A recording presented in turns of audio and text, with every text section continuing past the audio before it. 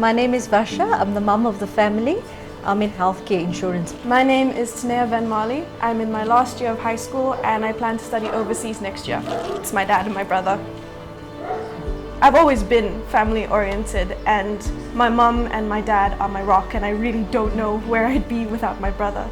High school, as everyone knows, isn't easy. So having them there when I need them, when times get tough, especially in Matric, when everything is really difficult, it's amazing to have them there and know that they're there to support me.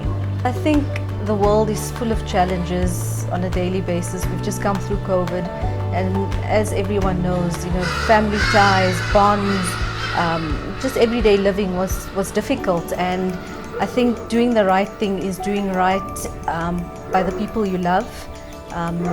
Just being there, present when times are tough, being present in the good times, in the bad times, and just expressing sincere love and generosity.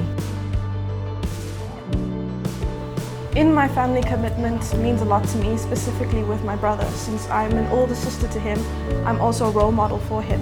And being committed to my brother and showing him what it is to do the right thing is really important to me. Together as a family, we can love, live, have fun, and fulfill any dream that we desire.